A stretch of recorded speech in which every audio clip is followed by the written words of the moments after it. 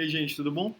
Aqui eu e a Antonieta, a gente dá 72A, a gente é o monitor da turma A e D, e a gente vai começar aqui a monitoria de Fisiologia 2, o segundo GD, a segunda parte do GD1.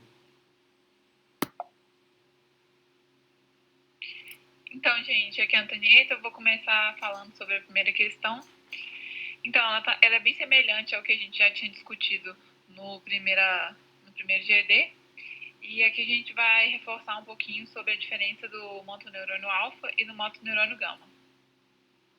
Então, o motoneurônio alfa é aquele que dá origem a fibras nervosas motoras grandes, do tipo A-alfa, inervam as fibras extrafusais, o que tem relação com motricidade, vão inervar aquelas fibras musculares esqueléticas e também se ramificam várias vezes após chegarem ao músculo. E é isso que dá um conceito da unidade motora do motoneurônio alfa, que consiste que a estimulação de uma fibra alfa excita de 3 a centenas de fibras musculares esqueléticas, devido a essa ramificação que essas fibras fazem após chegarem no músculo. Em relação ao motoneurônio gama, eles dão origem a fibras nervosas menos calibrosas, do tipo A-gama, e vão inervar as fibras intrafusais, que são aquelas responsáveis pelo controle do tônus muscular. Só lembrando que o motoneurônio alfa e o motoneurônio gama, eles estão localizados no corno anterior da medula, por isso que eles são chamados de neurônios motores anteriores também. E só outro detalhe é que o motoneurônio alfa e o motoneurônio gama são o neurônio motor inferior. E também é importante lembrar que, como a gente já tinha falado no outro GD, o motoneurônio superior é o próprio trato córtico-espinal. Agora, indo para a segunda questão, a gente pediu aqui o trajeto do estímulo motor para a contração do músculo bíceps, por onde as fibras passam e quais estão envolvidas. Então, para ter uma contração, é necessário que tenha um estímulo motor. E esse estímulo motor ele vai se originar no córtex motor primário, que é o giro pré-central. Essas fibras elas vão, então, descer pelo ramo posterior da cápsula interna, como a gente está vendo aqui nessa figura. Em seguida, elas descem pelo tronco posterior, na verdade o tronco cerebral, formando as pirâmides bulbares, onde vai acontecer a decussão. E essas fibras depois elas vão descender pelo trato córtico-espinal e vão chegar no corno anterior da medula, onde eles vão encontrar um interneurônio ou o neurônio motor alfa ou gama. E é aí que vai acontecer a coativação do motoneurônio alfa e gama. Essa coativação nada mais é do que a contração das fibras extrafusais e da intrafusais juntas, para impedir que ocorra o reflexo do estiramento. A gente vai discutir esse reflexo na questão 3. Então, sendo mais específico, como a questão 2 pediu, como que ocorre a contração do músculo bíceps. Primeiro é importante a gente entender que o motoneurônio alfa, ele que chega na medula, ele também vai fazer sinapse com outros neurônios da medula, como por exemplo o interneurônio. E esse interneurônio, ele vai fazer sinapses para inibir o motoneurônio alfa que iria para a placa motora do tríceps. Porque, para a gente entender melhor, é o seguinte, chega o estímulo aqui, e é como se esse estímulo ele fosse tanto para o motoneurônio que inerva o músculo tríceps e quanto para o motoneurônio que inerva o bíceps. Então, aqui inervando o bíceps e aqui o tríceps. Só que, para ver a contração do bíceps, não tem como o tríceps também estar contraído. Então, ele precisa estar relaxado. Por isso, tem um interneurônio aqui que vai fazer essa inibição da sinapse para a contração do tríceps. Assim, vai haver apenas a contração do bíceps. Então, é isso que explica um estímulo único causar a contração do agonista, que é o bíceps, e ao relaxamento do antagonista, que é o tríceps. Isso tudo por causa do interneurônio que vai inibir o sinal de contração para ir para o tríceps. Também é importante a gente lembrar que o fuso muscular é o órgão tendinoso de Golgi, que também vão estar trabalhando e enviando informações da posição, do estado de contração do músculo durante todo o movimento, para que a contração não seja brusca e também não provoque nenhuma lesão muscular. Agora, na questão 3, a gente vai falar um pouquinho do reflexo do estiramento. Então, primeiro, vamos falar um pouquinho do que é esse reflexo. Então, sempre que ocorre um estiramento, um rápido estiramento de um músculo, a excitação dos fusos causa uma contração reflexa das fibras musculares esqueléticas extrafusais. Então, vamos explicar melhor o que é isso. Então, quando o músculo ele tem um comprimento rapidamente alterado, ocorre um reflexo que se opõe a essa alteração. E esse é o reflexo do estiramento. E ele serve para impedir que tenha alterações bruscas no comprimento do músculo e tem uma função de amortecimento. Assim, ele evita a ruptura de fibras musculares. Então, vamos agora falar um pouco como que ocorre mesmo esse mecanismo. Quando um músculo ele é distendido rapidamente, receptores do fuso muscular eles são excitados e enviam esse sinal do estiramento para o corno dorsal da medula aqui. Então, esse neurônio alfa aqui vai interpretar esse sinal de estiramento e vai fazer com que tenha uma contração reflexa do músculo. Assim, evita que o músculo lesione, que lesione as fibras musculares e tudo mais. E também é importante, a gente colocou aqui, que esse reflexo do estiramento ele está aumentado em lesão de neurônio motor superior, como a gente já tinha comentado no GD anterior, após a fase de choque medular, que é aquela fase de arreflexia e em seguida de uma hiperreflexia. Então, um ponto importante também é a gente diferenciar os órgãos tendinosos de Golgi e o fuso muscular. O órgão tendinoso de Golgi eles são estruturas que estão nos tendões musculares e de 10 a 15 fibras musculares se conectam a eles. E eles, a principal diferença entre o fuso e o órgão tendinoso é que o órgão tendinoso ele detecta a tensão do músculo refletida no próprio tendão. E o fuso muscular ele detecta o comprimento do músculo e as alterações no comprimento do músculo. Então, essa é a principal diferença. O órgão tendinoso detecta a tensão e o fuso o comprimento e a alteração desse comprimento. Então, como que ocorre mesmo esse mecanismo do órgão tendinoso? Quando se detecta uma tensão excessiva no tendão do músculo, o órgão tendinoso envia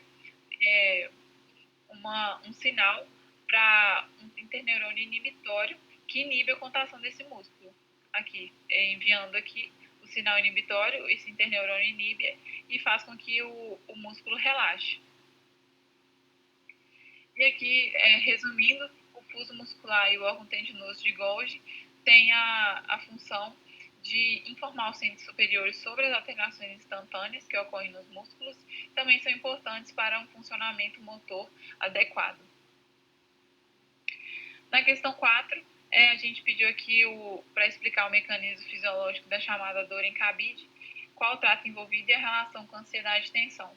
A gente colocou essa questão mais a título de curiosidade para colocar em prática um mecanismo fisiológico que tem nessa matéria de neurofísio. Então, para começar, a gente tem que entender que as ações coordenadas pelo cérebro, elas ocorrem devido a uma interação de áreas do tronco cerebral. Dentre essas áreas, a gente pode destacar a área reticular da ponte e a área reticular do bulbo, que são áreas responsáveis por contribuir no amortecimento dos movimentos. Em especial, a área reticular da ponte, ela dá origem ao chamado trato ponto retículo espinal. E esse trato, ele aumenta a excitação do motoneurônio gama e ele faz com que aumente o estímulo sobre as fibras intrafusais, consequentemente, e isso faz com que o músculo fique mais contraído. Então, qual que é a associação com pessoas tensas e ansiosas? É que nessas pessoas, quando a gente mesmo fica tenso e ansioso, ocorre um descarregamento maior de estímulos pelo trato ponto retículo espinal. E isso gera um maior tensionamento das fibras fusais e intrafusais, que provoca uma contração dos músculos, principalmente do pescoço e do ombro. Por isso que quando a gente está, por exemplo, véspera de prova, final de semestre, a gente fica mais nervoso com tanto de matéria e tal, e tem a famosa dor em cabide, que é aquela dor e aquela tensão nos músculos do pescoço e do ombro. E só lembrando aqui que o trato bulbo retículo espinal e o trato ponto retículo espinal, eles caminham ao lado do trato córtico espinal. E só uma observação aqui é que as áreas reticulares, elas consistem em um local em que os neurônios se aglutinam e que formam um núcleo de substância cinzenta. Só a título de informação mesmo.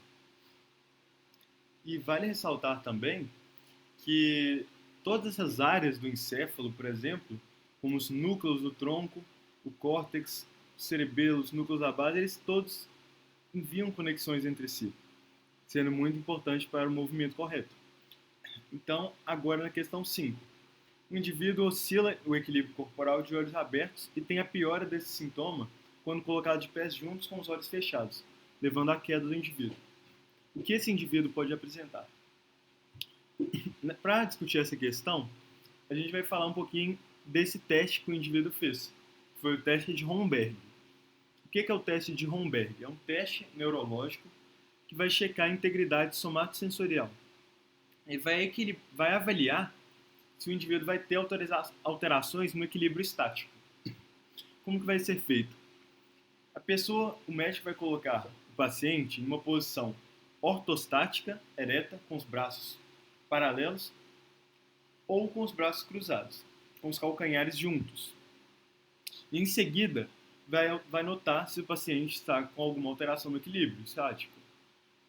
E vai ser notado que pessoas com deficiências na propriocepção, com deficiência nessa integridade somatosensorial, quando elas fecham os olhos, esse equilíbrio vai ficar muito mais deficiente e pode levar à queda do paciente, por isso o médico deve ficar ao lado. Então, este teste Romberg, ele vai ser positivo quando a pessoa for notado um desequilíbrio ao ficar na posição ali ortostática. E vai checar, então, essa informação, se a propriocepção está íntegra, está chegando essa informação de propriocepção nos centros superiores. O que vai acontecer? Continuamente, a gente recebe do nosso corpo informações proprioceptivas, por exemplo, dos fluidos musculares, dos órgãos de Golgi, das terminações de Ruffini que estão nas cápsulas articulares, dos diversos mecanorreceptores e receptores que a gente tem no corpo.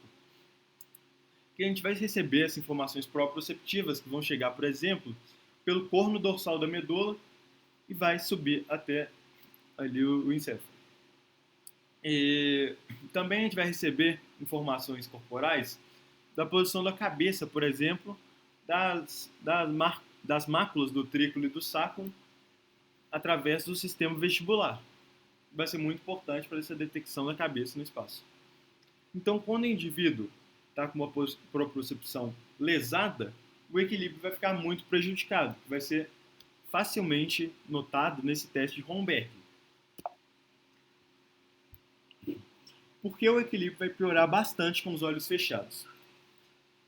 As mudanças de imagem que vão acontecer na retina podem compensar essa perda proprioceptiva ou de lesão nesse aparelho vestibular e vai retransmitir essas informações de imagem que vão acontecer na retina para o centro do equilíbrio. Beleza? Tem até uma imagem aqui embaixo que eu coloquei um olho com uma muletinha que a gente colocou.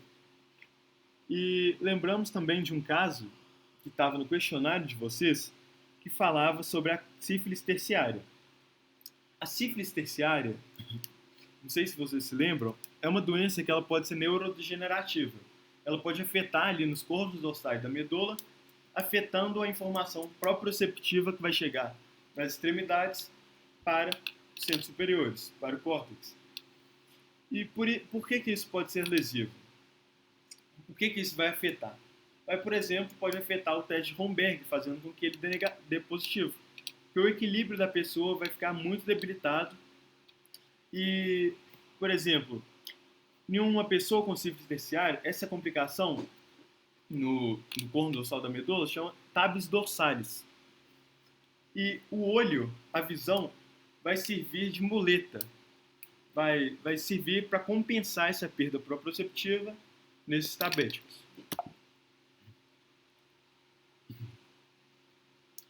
Questão 6. Diferencie tremor de ação do tremor involuntário. Vocês sabem qual é a diferença do tremor de ação e tremor involuntário? O tremor de ação ele vai acontecer decorrente de um movimento, decorrente de uma ação. E o tremor involuntário vai acontecer em repouso, como vamos falar aqui mais para frente. Para discutir essa questão, a gente vai falar um pouquinho das funções do cerebelo. O cerebelo ele recebe aferências de várias das áreas do corpo, como por exemplo dos proprioceptores, dos receptores ali pelos tratos espinocerebelares dorsais. Vai receber também informações do corno anterior da medula, vai receber informações do córtex informando sobre o movimento, sobre a intenção de movimento, vai receber diversas informações da área reticular contínua, da bulbar e do sistema vestibular, por exemplo, que vai levar informações dos canais semicirculares, que é uma informação quando há a rotação da cabeça no espaço. Então, vai permitir que o cerebelo faça alterações necessárias no movimento e na contração dos músculos para evitar o desequilíbrio. Uma informação importante é que nos danos cerebelares, o equilíbrio vai ficar muito mais debilitado durante movimentos rápidos, decorrente dessa falha de chegada de informações proprioceptivas e também de sequenciar os movimentos e ter decorrente dessa grande função do cerebelo também de ajudar a planejar os movimentos que vão acontecer. O cerebelo ele tem grande importância no término dos movimentos. E isso daqui a gente vai ver a deficiência do cerebelo, o que ela pode gerar. Que são essa dissimetria, passar do ponto dos movimentos, essa ataxia, lesão, essa deficiência que vai ser de parar o movimento no ponto correto. Aqui tem outras funções cerebelares, como a progressão suave dos movimentos sequenciais. O cerebelo vai ter importante papel nisso. Então, quando fazemos, por exemplo, o movimento de virar a mão para um lado e para o outro, rapidamente, o cerebelo teria grande papel nisso, e quando ele é lesado, não seria possível fazer um movimento desse, porque não seria sequenciado o movimento de maneira correta. Então, o cerebelo planeja, sequencia e temporiza os movimentos complexos e realiza movimentos em sequência, iniciando no tempo correto e terminando no tempo correto. Então, uma pessoa sem cerebelo, por exemplo, um cerebelo lesado, ela teria uma dislalia, que é uma dificuldade ali na fonação. Por que isso vai acontecer? Porque para a fala acontecer, por exemplo, vai ter que ser necessário uma contração de diferentes músculos fonadores que vai permitir com que a fala seja feita de maneira correta. Também, decorrência dessa função do cerebelo de terminar os movimentos, geralmente as pessoas passam do ponto correto, o ponto-alvo dos movimentos, e também não vai haver essa progressão suave de movimentos sequenciais. Quando ocorre o tremor intencional, que é o tremor de ação? O tremor intencional vai acontecer em decorrente de uma ação, de uma intenção de movimento. Por exemplo, em danos cerebelares. E por quê? O cerebelo ele tem essa importante função em parar, em cessar os movimentos. E sem esse cerebelo fazendo essa função, os centros do telencéfalo vão tentar compensar e substituir essa função de parada. Então, quando está aproximando do alvo, isso aqui o cerebelo vai normalmente saber através da chegada de informações proprioceptivas, Quando está chegando o braço no alvo, uma pessoa com cerebelo lesado, os centros do telencéfalo vão fazer um movimento na direção oposta, tentando neutralizar o movimento. Só que não vai cumprir a função, inicialmente vai passar do alvo, e assim, com essa força na direção oposta, o movimento vai passar do alvo outra vez, e vai ficar nesse movimento pendular, oscilando no alvo, e esse daqui vai ser o tremor intencional. O tremor involuntário vai acontecer normalmente no Parkinson, como vamos ver aqui na frente, e em decorrência assim, de um repouso, quando a pessoa está num repouso e vai ter um tremor. Vai acontecer, por exemplo, no Parkinson, os danos na substância negra, nesse núcleo da base, e a substância negra, ela geralmente envia neurônios inibitórios para o putâmen e o núcleo caudado, e caso não haja essa inibição em decorrência da lesão nessa área, o putâmen e o núcleo caudado vão enviar continuamente sinais para o córtex espinal. E assim, o córtex espinal vai ficar muito excitado, pode involuntariamente excitar os diversos músculos do corpo, levando a uma rigidez e a esse tremor involuntário, mesmo nas situações de repouso. Questão 7. Como o cerebelo age comparando o movimento que é pretendido do movimento que está sendo realizado? Como já falamos muito aqui, o cerebelo vai receber diversas informações de movimento através das suas aferências. Vai receber informações do córtex motor, por exemplo, informando qual a intenção do movimento. Vai receber também do núcleo rubro, que é um núcleo no mesencéfalo, que é um acessor, uma via acessória da corte espinal, e vai levar informações da intenção do movimento do cerebelo.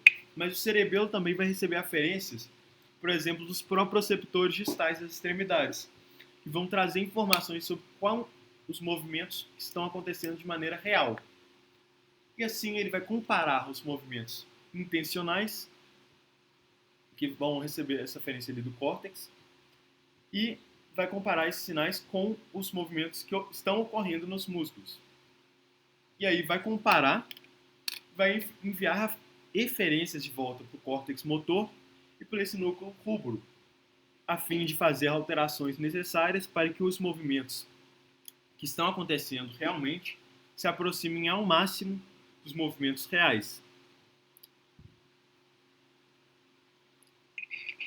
Então, gente, agora nós vamos fechar aqui com o caso clínico e aí eu vou ler com vocês. Paciente, 35 anos, sexo masculino, pardo, residente, procedente de Recife, ensino superior incompleto. Procurou consultório médico com queixa de tremor nas mãos há cerca de 5 anos e também em membros inferiores, principalmente há 1 ano.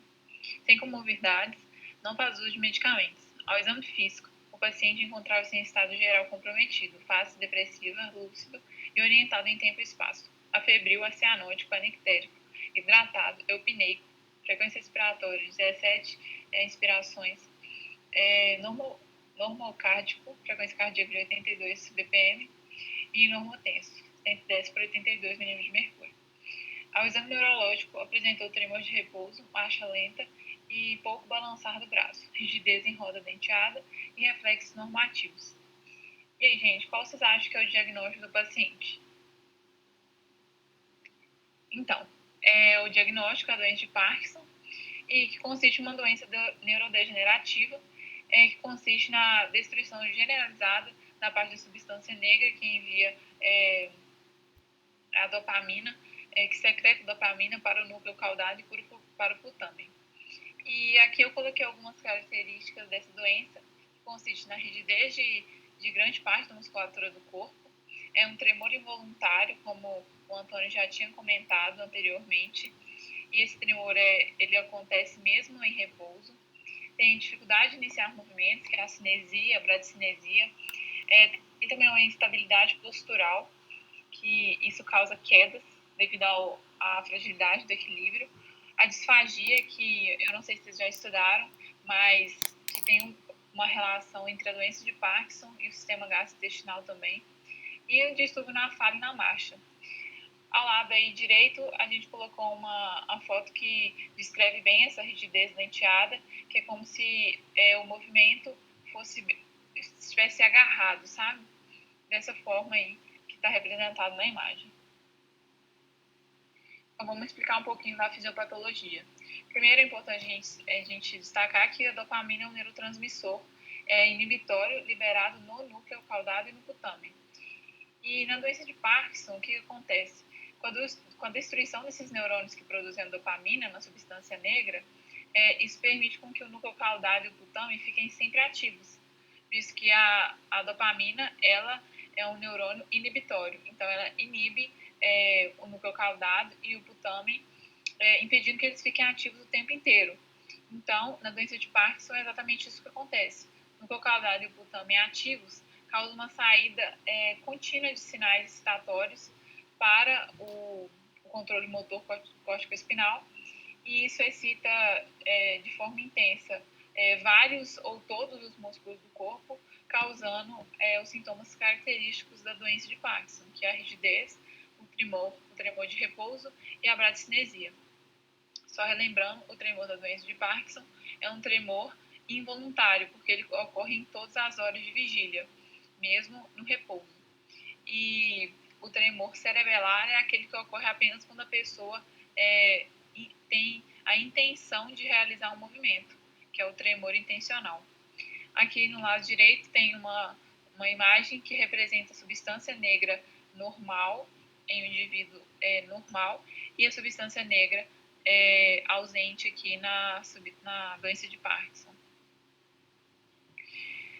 Aqui a gente deixou algumas imagens para vocês darem uma revisada na neuroanatomia, e só destacando que o putâmen ele é uma estrutura que regula movimentos amplos, grosseiros, influencia na aprendizagem, nos tipos de aprendizagem também, e o núcleo caudado ele é muito importante também no sistema de aprendizado e em movimentos sequenciais, além de também ser responsável da memória, a memória do cérebro e dos movimentos. Só lembrando que o putâmen e o núcleo caudado, eles constituem um órgão estriado. E aqui nessas imagens a gente consegue ver o putâmen e o núcleo caudado na localização deles em diferentes cortes. Aqui também, continuando nas imagens sobre neuroanatomia, a gente deixou aqui a título de estudo mesmo para ajudar vocês. E só lembrando que os núcleos da base, eles são um sistema motor acessório que funciona em associação com o córtex cerebral no controle motor córtico-espinal. E fazem parte desse sistema núcleo caudado, o putâmen, o globo pálido, a substância negra e o núcleo subtalâmico. Eu gostaria aqui de ressaltar só uma última coisa para fechar. Você volta um, Tata, por favor? Uhum. Aqui, ressaltar a importância do núcleo caudado do putâmen para deixar mais eficiente aqui o controle motor, na sequencialização, no controle desses padrões de movimento. Então, o putâmen, por exemplo, ele é muito importante para realizar movimentos aprendidos, como escrita, andar de bicicleta. Núcleo caudado, muito importante para ajudar a programar essa sequência de movimentos a mais de 5 segundos. Então, esses núcleos, eles atuam muito em coordenação, juntamente com os núcleos cerebrais e o córtex motor, para realizar um padrão de movimento adequado. Então, aqui a gente vai terminar esse nosso GD. E a gente queria falar também que gravado é mais complicado de fazer, porque a gente não sabe se vocês estão entendendo, não dá para saber, não dá para perguntar, interagir tanto como seria feito de maneira síncrona. Mas a gente vai combinando e visando ficar o melhor jeito para tirar as dúvidas. Se vocês tiverem qualquer dúvida, pode mandar para a gente no WhatsApp, tá bom?